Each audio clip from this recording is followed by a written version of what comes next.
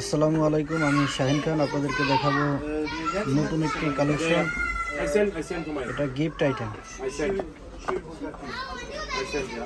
Style and steel দ্বারা এটা তৈরি, কালার গ্যারান্টি। এটা হচ্ছে ক্যানের ভিতরে একটা ঝিনুক আছে, ঝিনুকের ভিতরে একটা রিয়েল মুক্তা আছে।